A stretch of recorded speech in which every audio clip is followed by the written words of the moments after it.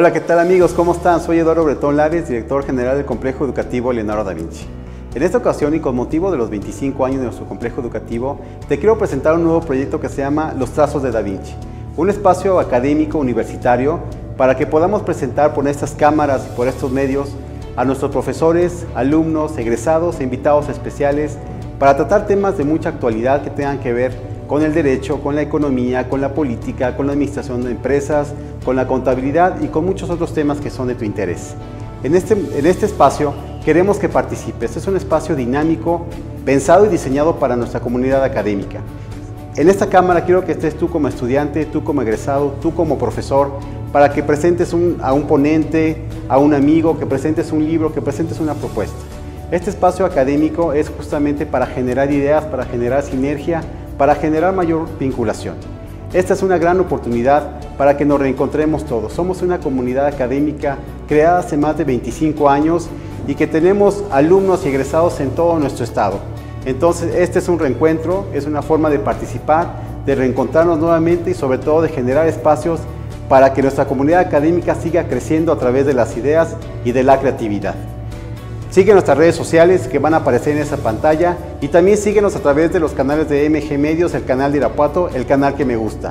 Permanentemente vamos a estar enviando programas 2 veces al mes primero y después la intención es crecer a 4 emisiones por mes. Así que queremos ver en ustedes mucha participación, mucho entusiasmo, mucha propuesta, porque este espacio fue justamente creado para ti y está pensado para que nuevamente nos reunamos en esta comunidad académica, los 25 años del Complejo Educativo Leonardo da Vinci. Muchas gracias y muy bienvenidos a Los Trazos de Da Vinci.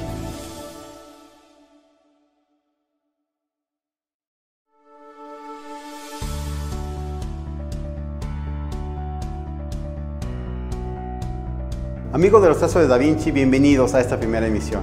En esta ocasión tenemos el enorme gusto de abrir con un invitado de lujo.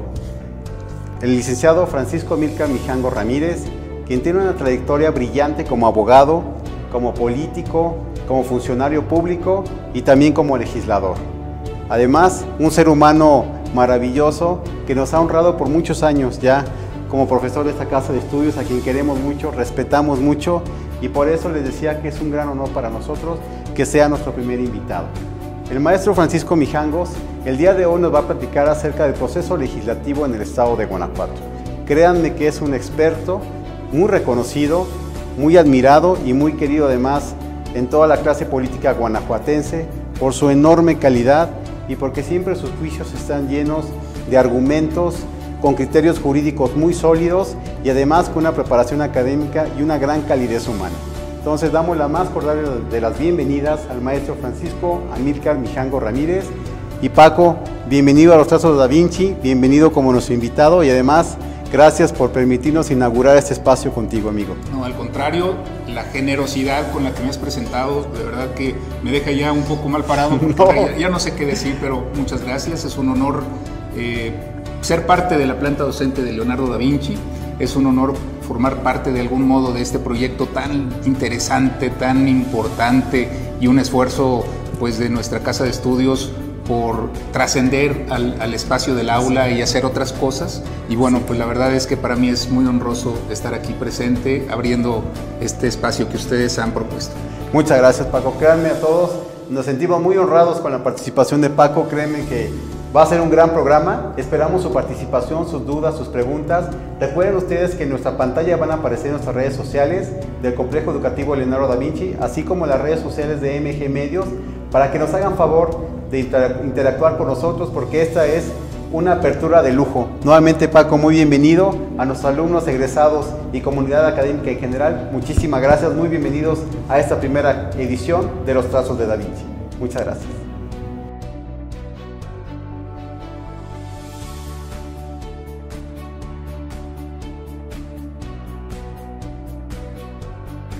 Amigos de Leonardo da Vinci, muy bienvenidos, buenas tardes, estoy muy contento de estar con ustedes. Le agradezco mucho a mi amigo Lalo por esta presentación sin duda inmerecida, pero que me llena de emoción y me llena de orgullo. Primero porque yo siento que sus palabras, aunque inmerecidas, pues le salen de un afecto que tampoco merezco. Muchísimas gracias Lalo, muchísimas gracias a nuestro director Miguel Bretón por esta invitación y por permitirme de alguna forma arrancar con un proyecto que sé que es ambicioso y que nos da para mucho, porque va a conjuntar el talento de muchos profesores y de mucha gente que en Leonardo da Vinci está trabajando y que creo que desde luego hay muchísimo talento y esto me parece que será un proyecto sumamente interesante. Y el día de hoy me parece bien interesante, un poco raro tal vez, arrancar con el estudio del proceso legislativo en el estado de Guanajuato. ¿Por qué estudiar el proceso legislativo? Yo siempre digo que los abogados, los estudiosos del derecho, normalmente estamos preocupados por el estudio de las áreas adjetivas, de las áreas procesales. ¿Por qué? Pues porque es nuestro pan de cada día. Es la forma en que nosotros operativizamos el conocimiento teórico y lo podemos poner en práctica. ¿Para qué? Para obtener una sentencia favorable, para hacer nuestra gestión, para que los jueces puedan fundar y motivar, pero apegados a un procedimiento que tienen que estudiar. Por eso es tan importante el proceso civil, el proceso mercantil, el proceso constitucional. Cada una de las áreas jurídicas tienen sus respectivos ámbitos procesales, pero el proceso legislativo, ¿quién estudia el proceso legislativo? Bueno, proporcionalmente muy pocas personas. Tal vez esa es la razón por la cual incluso en la mayoría de las escuelas el proceso legislativo no forma parte propiamente de la currícula y hay muchos abogados que no estudiamos durante nuestra carrera universitaria los temas del proceso parlamentario. Por eso, pues creo que tanto como a los estudiosos del derecho, pero también a los ciudadanos en general, nos interesa saber cómo se ponen de acuerdo nuestros legisladores. Ese conjunto de personas, ya sabemos que son 36 diputados que conforman el Congreso del Estado de Guanajuato. Recientemente fuimos a las urnas a votar por ellos, pero ¿cómo se ponen de acuerdo? A veces cuando pensamos, yo les pongo una figura, si trasladamos las dificultades que implica en un proceso civil, por ejemplo, un proceso de divorcio, ponerse de acuerdo, la discusión entre la parte actora, la parte demandada y los respectivos abogados, que se pongan de acuerdo, que lleguen a conclusiones, es verdaderamente retador. Si eso lo podemos imaginar aplicado a un ámbito en el que 36 personas están discutiendo el mismo tema y se tienen que poner de acuerdo. Pero además tienen que sacar, acuerdos que se van a convertir en normas de carácter obligatorio, que se van a convertir en leyes. Y eso, pues desde luego, que lo que implica es la necesidad apremiante de que haya un proceso, normas jurídicas de carácter obligatorio, que aplicadas a esa dinámica del Congreso, pues permitan que este órgano tan importante del Estado pueda llegar a buenos productos, a buenas decisiones que nos puedan ser útiles a todos los guanajuatenses. Esta charla es muy breve, pero precisamente por lo breve que es, quisiera hacer referencia, esta tarde vamos a discutir sobre todo, pues, las diferentes etapas del proceso legislativo, tal vez ya las sabemos, hacer algunas reflexiones en relación a cada una de ellas. Una vez que concluyamos esta primera etapa, pues vamos a hacer una breve referencia a otras funciones legislativas que también hacen uso del derecho procesal parlamentario, del proceso legislativo. Concretamente hablo de las funciones que tienen que ver con la presupuestación, con el control de ese presupuesto, con funciones administrativas y con funciones de responsabilidades de los servidores públicos.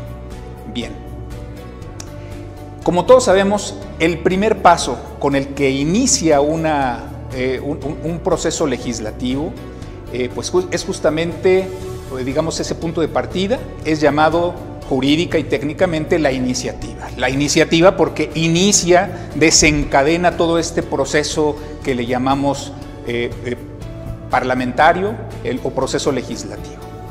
¿Qué cosa es la iniciativa? Bueno, obviamente la iniciativa es una propuesta, un planteamiento de una norma jurídica o de una reforma a una norma jurídica. Y como primer paso de ese proceso legislativo es una expresión de la soberanía del sistema político y jurídico del estado de Guanajuato. Es decir, tiene íntima relación con la democracia representativa que vivimos.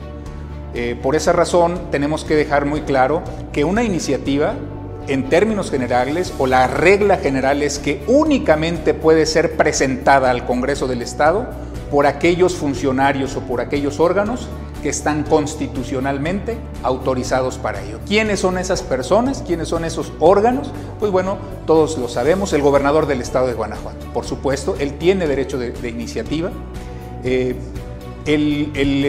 Los propios diputados del Congreso del Estado en lo individual, cada uno de los diputados tiene derecho de iniciar una ley, pero también los ayuntamientos, ellos en conjunto, en el órgano de gobierno de los municipios, que es el ayuntamiento, se discute y se propone un par de iniciativas, al menos una iniciativa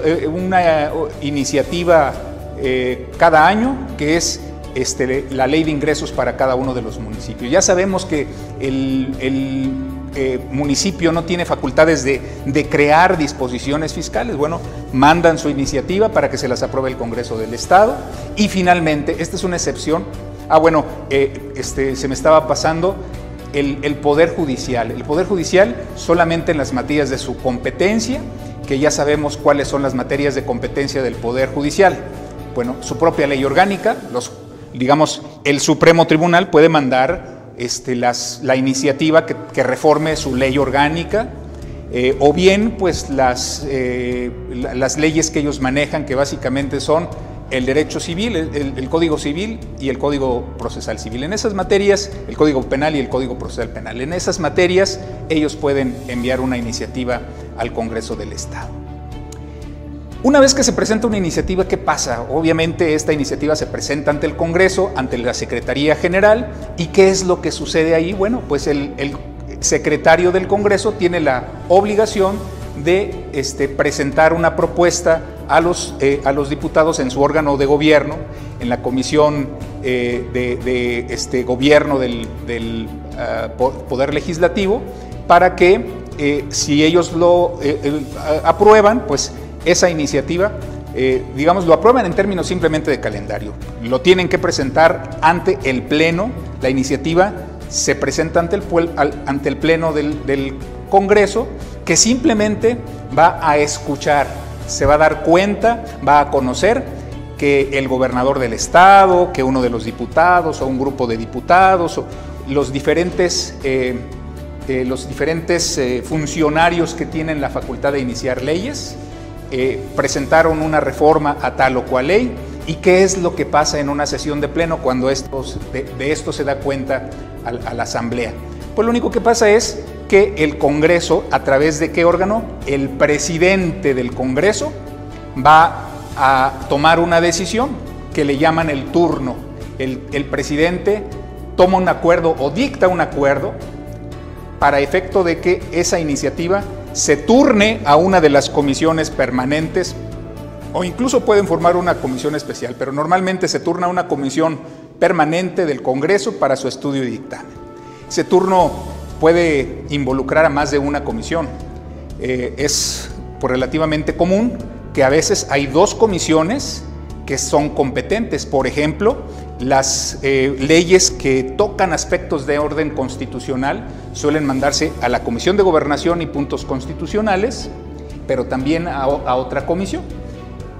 La regla aquí es que en el turno que dicta el presidente, la primera comisión que es mencionada por el presidente del Congreso es la que va a presidir los trabajos de las Comisiones Unidas.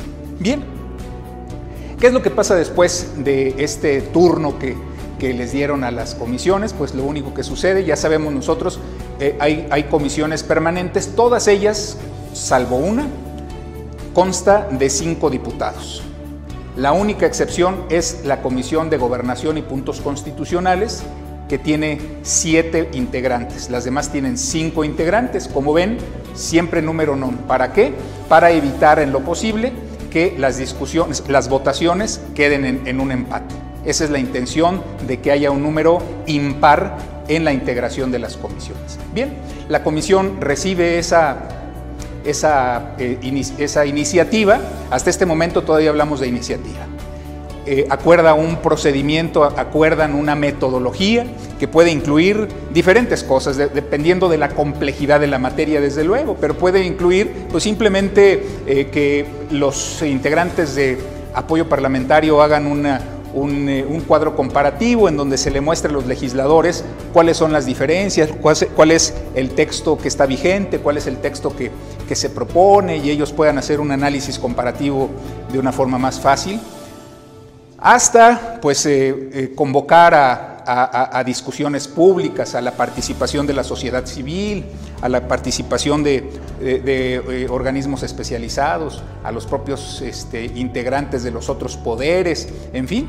La comisión, ahora sí que dependiendo del sapo es la pedrada, va a definir hasta qué punto le da o no, digamos, entrada a la participación de los ciudadanos. Hay iniciativas que socialmente son de mucho interés y bueno, pues que la sociedad desea participar, y bueno, en la metodología que acuerda la comisión, pues se definen estos aspectos.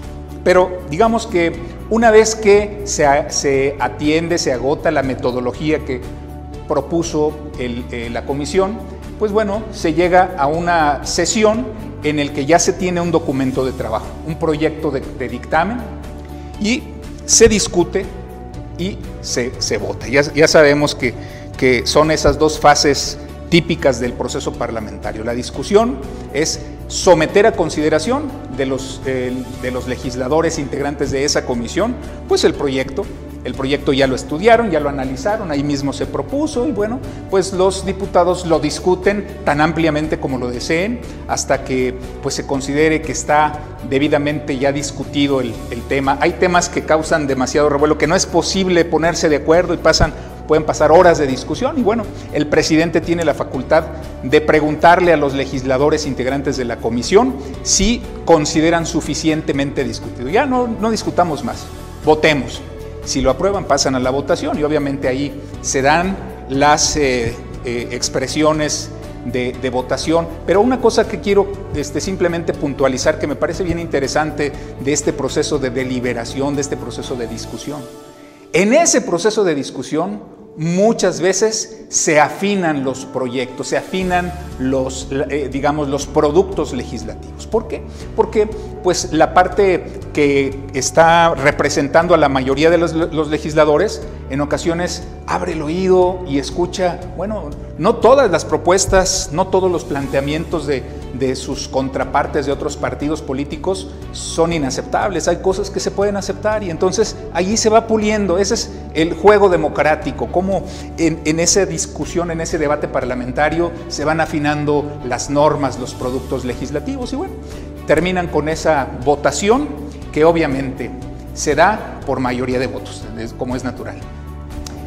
Hay ocasiones en que se traban las comisiones porque supongamos que de pronto en una discusión, en esa comisión de 5 diputados, uno faltó. Y entonces resulta que el proyecto pues está trabado porque está la presencia de 4 legisladores y 2 están a favor, 2 están en contra, pero pues los diputados de la mayoría quieren sacar el tema. ¿Cómo le hacemos para poder sacar el tema? Bueno, lo vamos a comentar en un rato más. Hay, digamos, técnicas o si quieren, ciertas mañas que legalmente se pueden dar los legisladores y que les ayudan a desentrampar este tipo de discusiones, este tipo de situaciones que paralizan las decisiones parlamentarias. Bien, una vez que se aprobó el dictamen, pues es muy evidente. El dictamen, ya dejamos de hablar en ese momento de iniciativa, ya desapareció la iniciativa, ya es el dictamen. El dictamen que tiene 2 componentes. El dictamen propiamente dicho es lo que en la iniciativa corresponde a la expresión de argumentos, a la exposición de motivos. Esa misma parte que es la reflexión, el planteamiento de argumentos técnicos que fundan y motivan la decisión de la comisión, esa parte se llama dictamen. Y una segunda parte del dictamen es un proyecto de decreto. es en donde se transcriben las normas jurídicas que se aprueban en ese dictamen. Una vez que esto es aprobado, se turna a través de la Secretaría General del Congreso. ¿A quién? Pues al Pleno, para que conozca que ellos ya hicieron la tarea, ya cumplieron con la encomienda que les dio el presidente del Congreso y están presentando el dictamen que corresponde a la iniciativa que ellos estuvieron trabajando, para que se agende en una asamblea del Pleno. Y obviamente en la asamblea del Pleno, ¿qué es lo que ocurre? Nuevamente, se discute y se vota. Se pone a consideración de los legisladores y esta etapa en donde se presenta el trabajo de la comisión suele pasar el presidente de la comisión. El presidente presenta, un resumen de todo el trabajo que hizo la comisión respectiva o las comisiones unidas respectivas para poder llegar a esa propuesta, a ese dictamen que está puesto a la consideración de todo el Pleno. Y una vez que se han expuesto esos detalles técnicos y fácticos y todo lo que sucedió para lograr ese dictamen, se abre el debate para que los legisladores se apunten. Primero los que están a favor del dictamen, luego los que están en contra. No nos vamos a detener en analizar los tiempos ni nada de eso. Baste con decir que como consecuencia, como resultado de ese debate, nuevamente vamos a arribar a una aprobación o no aprobación en su caso. ¿Qué pasa si no se aprueba? Se regresa esa iniciativa o ese dictamen a la comisión, para que, si así lo considera el Pleno, pues que revisen las observaciones que el propio órgano legislativo formuló y que puedan mejorarlo. Pero lo normal es que ya cuando llega un dictamen, pues se aprueba. El dictamen, una vez ya aprobado por el Pleno, se convierte en un proyecto de decreto. Ya sabemos entonces que una vez aprobado ese proyecto de decreto, se manda al Ejecutivo, al gobernador del estado, para los efectos constitucionales que le corresponden. ¿Cuáles son esos efectos? Pues tal vez podemos irnos a un corte y si les parece bien, ahorita que regresemos, terminamos de platicar esta parte y los otros temas que les comenté que íbamos a discutir el día de hoy. Regresamos.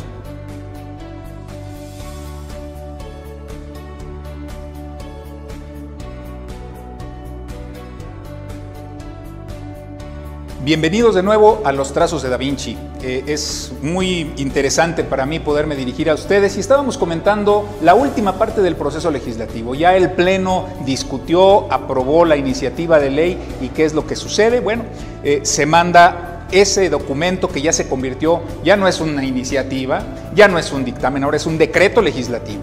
¿Y qué le vamos a hacer a ese decreto legislativo?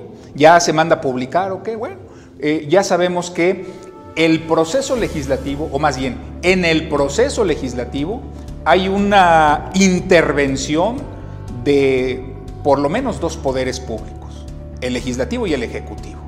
Este último tiene funciones constitucionales fundamentales, tan fundamentales que sin esa parte, sin esa intervención del gobernador del estado, pues nomás no vamos a tener una ley que nos obligue a todos los guanajuatenses.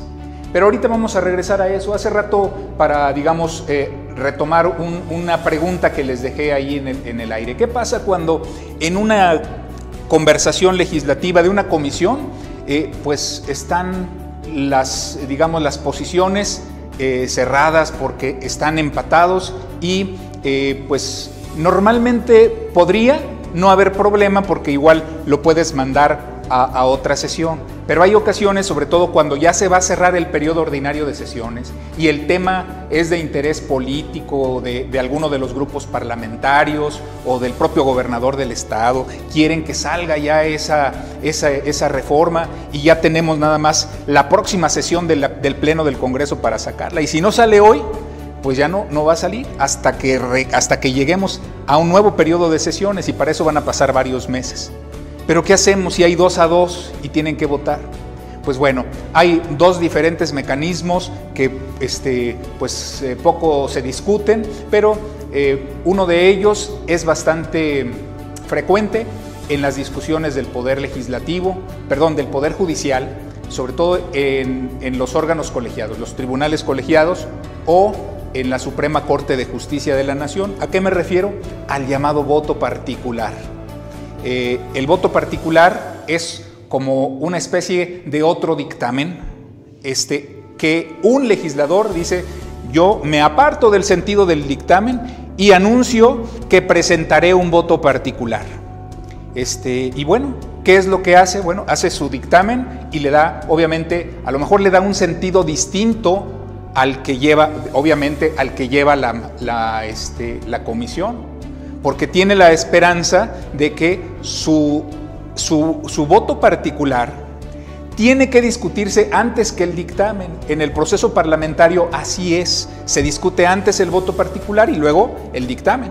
Entonces, el asunto va a ser que probablemente ese legislador que pertenece en la comisión a la minoría considera que puede lograr la mayoría en el pleno, y entonces, aún que la comisión resuelva en un determinado sentido, puede ser que gane la postura, la posición del otro legislador. Ese es un tema interesante porque es posible perder la discusión, perder la votación en la comisión, pero luego ganarla en el pleno. Otra figura que también podemos utilizar para poder superar este tipo de obstáculos procesales dentro de una comisión, podría ser que uno de los legisladores que está a favor del dictamen, pero como están empatados, se pase al bando contrario. Dice, pero el dictamen va a salir en términos que nosotros no queremos. Bueno, no importa, el asunto es que nosotros, digamos, mi compañero y yo, él va a votar a favor del dictamen y yo voy a votar con los de oposición. Y así vamos a tener un dictamen. Y ya sabemos que mi grupo parlamentario en el pleno va a aprobar la postura que tiene mi grupo parlamentario, es decir, van a desechar el dictamen. ¿De qué manera? Pues bueno, se van a presentar en el pleno propuestas para modificar el dictamen en los términos que quiere esa expresión parlamentaria. En fin, son procedimientos un poco particulares que pues los que trabajan en el Congreso del Estado pues a lo mejor han vivido. Hay ejemplos muy interesantes, pero no nos da mucho tiempo para poder abundar sobre esto. Les decía al principio que íbamos a ver algunas otras funciones que tiene el Poder Legislativo, también muy importantes y que pues también hacen uso del proceso legislativo. Simplemente sirva para dar un repaso a las funciones constitucionales que son inherentes al Congreso del Estado de Guanajuato. Ya decíamos, la función legislativa todos sabemos que se tiene, pero también esa función tan importante que es la aprobación del presupuesto. Pues nuestro presidente de la República, cuánto énfasis puso durante el pasado proceso electoral de que quería mantener la mayoría de la Cámara de Diputados. Pues ya sabemos, en la Federación, aunque hay dos cámaras, el presupuesto es competencia exclusiva de la Cámara de Diputados y quería a toda costa mantener la mayoría, aunque sea la mayoría simple en San Lázaro, en la Cámara de Diputados, para que esos diputados puedan aprobar el presupuesto. Y bueno, así sucedió. En fin, en el Estado de Guanajuato es lo mismo. ¿Quién tiene la facultad para aprobar un presupuesto? Exclusivamente el Congreso. Obviamente es una ley del presupuesto. Aquí una cosa curiosa nada más. A nivel federal, el presupuesto no se llama ley, se llama presupuesto. ¿Por qué razón? Porque es el producto de una cámara y ya sabemos que el proceso legislativo en la Federación es de dos cámaras.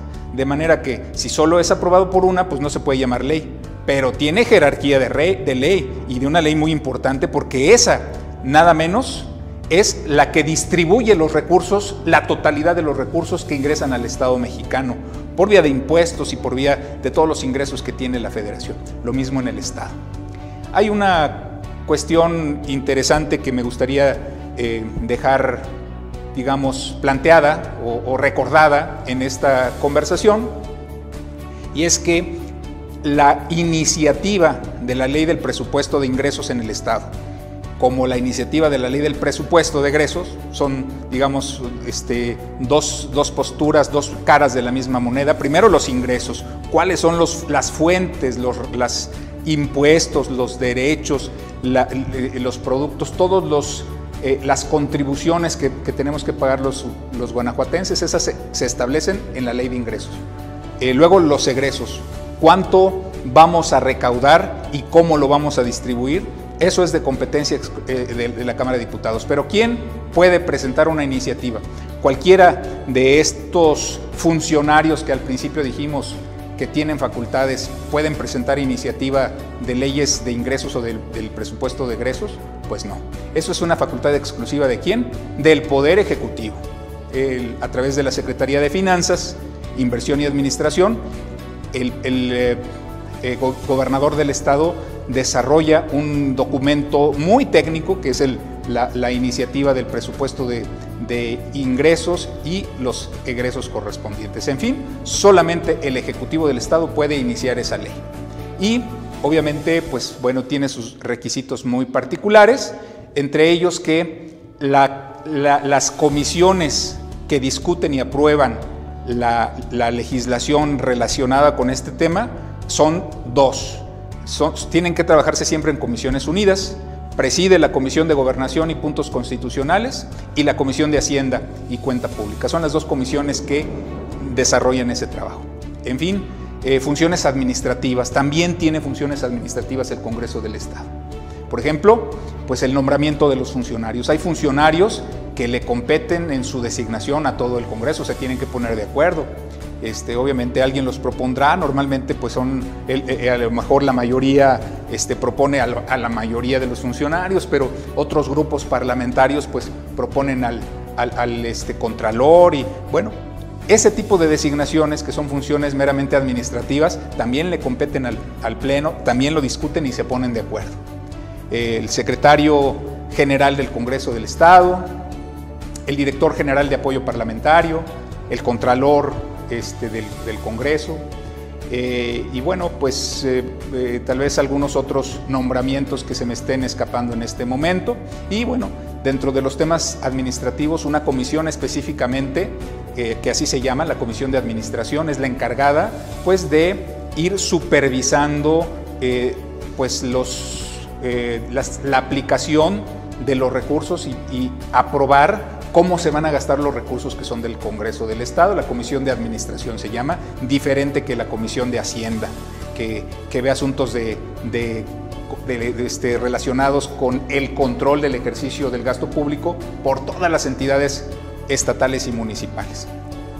Y bueno, simplemente para terminar, ya me ocuparía un par de minutos en hablar de los mecanismos de procedencia que se han ido modificando en el estado de Guanajuato. Anteriormente teníamos un procedimiento que ustedes se recordarán que se aplicaba para poder someter a un proceso penal a un funcionario que gozaba de fuero constitucional. Ya pues ustedes recordarán cuáles son en el estado de Guanajuato esos funcionarios. Pues básicamente todos los funcionarios electos y los funcionarios de primer nivel. Los electos, pues el gobernador, los diputados estatales, los presidentes municipales y los demás integrantes del cabildo, síndicos, regidores, pues tienen fuero constitucional, y ya sabemos que ese fuero los protege de tal forma que representa un obstáculo de procedencia para que los órganos de procuración de justicia puedan perseguirlos, puedan solicitar una orden de aprehensión, por ejemplo. Y bueno, anteriormente se establecía una comisión de responsabilidades que pues tenía un procedimiento un poco difícil de desarrollar, porque era de alguna forma como integrar una carpeta de investigación o en el lenguaje de aquellos años casi una averiguación previa. Se desarrollaba un procedimiento materialmente jurisdiccional para poder decidir con base a lo que presentaba la Fiscalía, bueno, en ese entonces era la Procuraduría General de Justicia del Estado, y con base a los argumentos de defensa, porque obviamente se tiene que respetar el derecho de audiencia y de defensa de la persona de quien se solicitaba esa declaración de procedencia. Y bueno, es un tema muy complejo.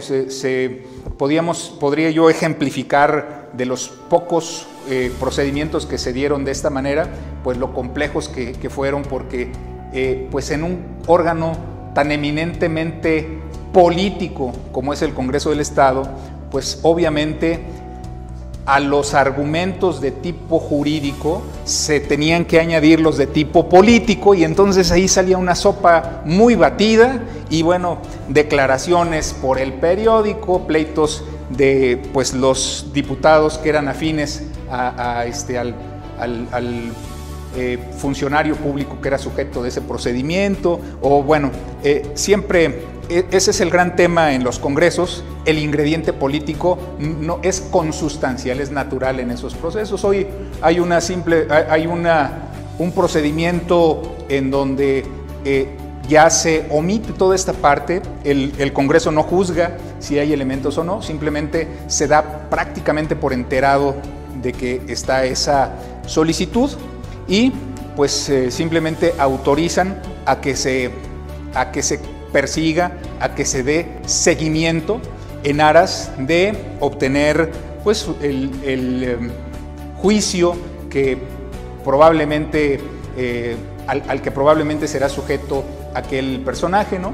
Nos acordamos de un caso reciente, más bien en la Federación, pues de este diputado que fue pues señalado por padres de familia de un menor de 15 años como abusador sexual de un jovencito. Bueno, en casos como este, pues ya si ocurrieran en el Congreso del Estado de Guanajuato, el procedimiento es mucho más sencillo. Ya no es el Congreso la instancia en donde el inculpado o el imputado tendrá que plantear o formular sus argumentos jurídicos, sino allá en el proceso penal, en donde tendrá todas las garantías para poder ser oído y vencido.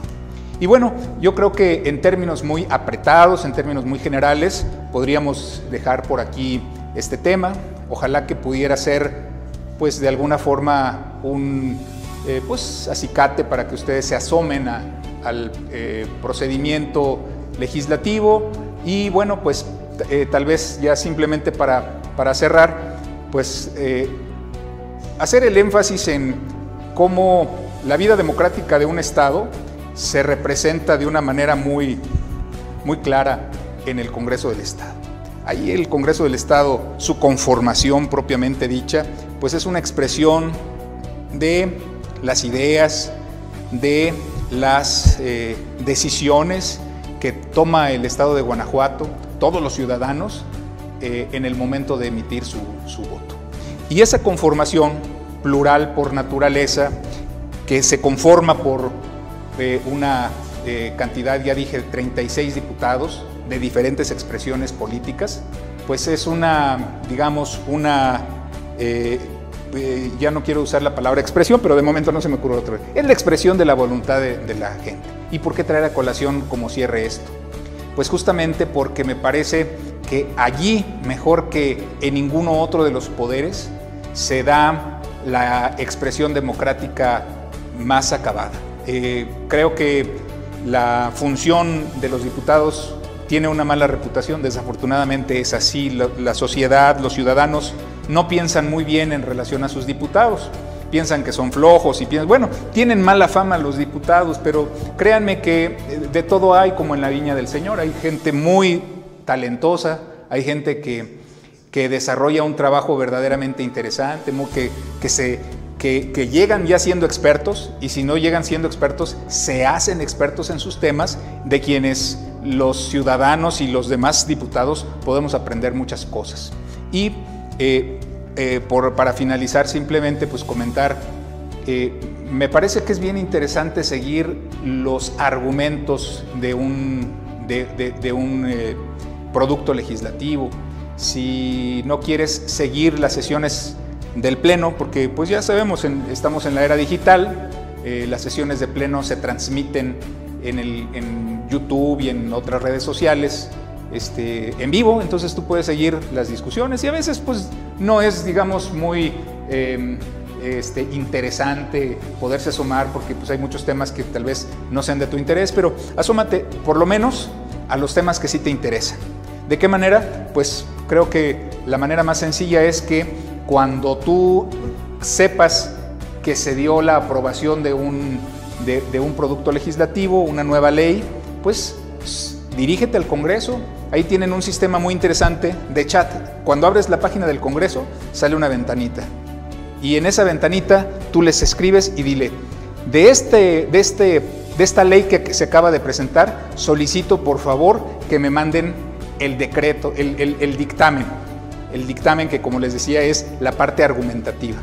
Muy interesante, sobre todo abogados, pues allí en el dictamen es donde vamos a encontrar, digamos, los argumentos que tomó en consideración el Congreso a través de la comisión, a través de su pleno, para poder aprobar en los términos en que lo hizo una norma. Es, digamos, una radiografía que te va a mostrar pues el mapa general de esa reforma. Así que pues yo espero que te resulte de interés, que esta charla haya resultado de alguna forma interesante y bueno, pues nuevamente agradecer al Centro de Estudios Leonardo da Vinci por esta distinción tan enorme de poder dirigirme a todos ustedes.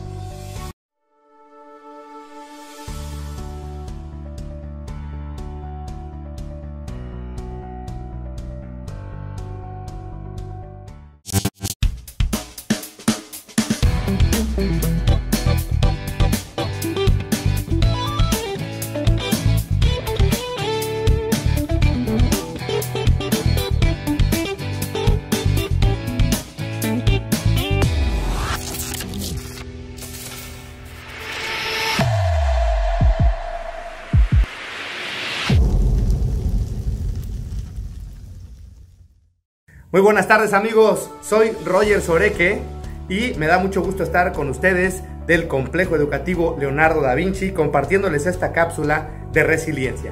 ¿Qué es la resiliencia? La resiliencia es la capacidad que tenemos los seres humanos de sobreponernos a situaciones de mucho estrés o traumáticas, tal como la pandemia. El día de hoy estamos que no sabemos qué es lo que pasa. Ya hay muchos que están vacunados, ya hay muchos que no están, ya hay muchos que siguen encerrados y no sabemos qué hacer.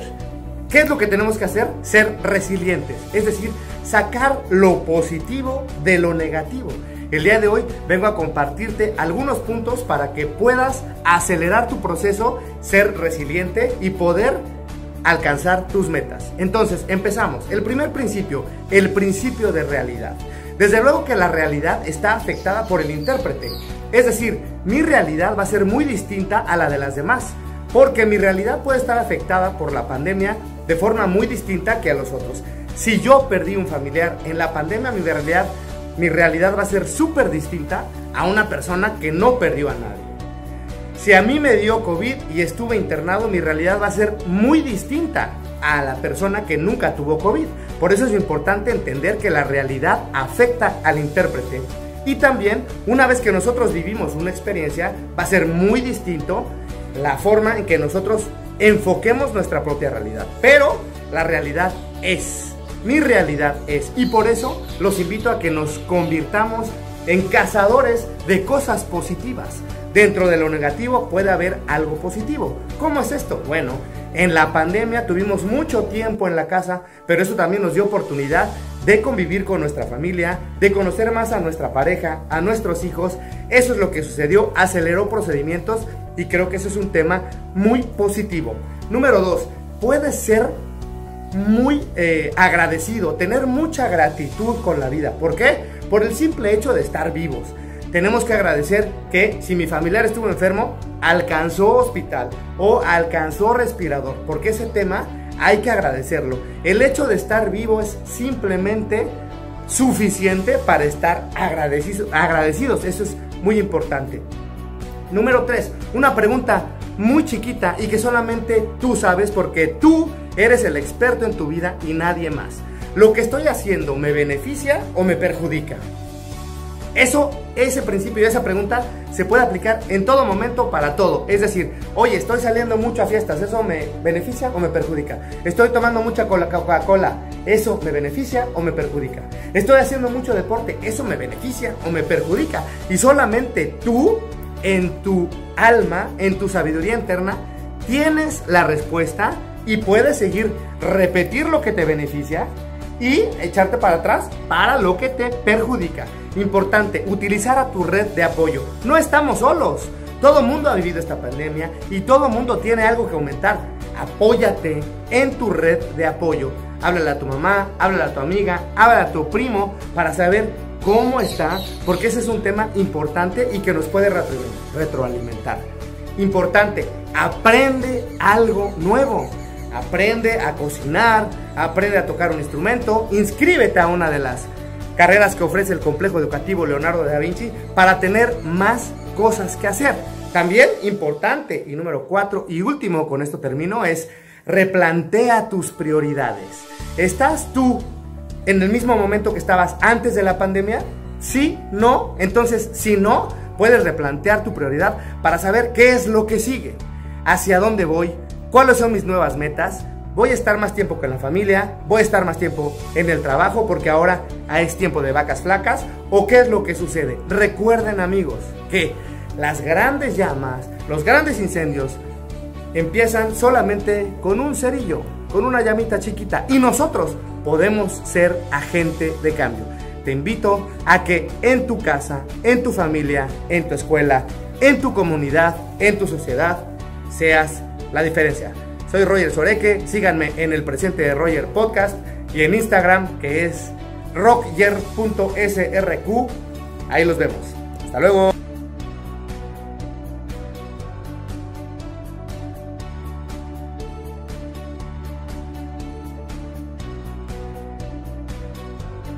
Amigos, muchísimas gracias. Como pudieron ver, a nuestro amigo Francisco Mijangos es un profesional, es un conocedor y domina muy bien su materia. Además que lo hace con la solvencia y con la calidez que yo les había anticipado. Les dije, es un hombre muy brillante, con mucha capacidad, y así lo ha reflejado fielmente. Paco, de veras, muchísimas gracias por darnos este empujón en este proyecto. Como siempre, nos ha hecho favor de impulsarnos, a nuestra comunidad académica que nos sigue y que nos sigue a través de las redes sociales del Complejo Educativo Leonardo da Vinci, a través de MG Medios Televisión, el canal de Irapuato.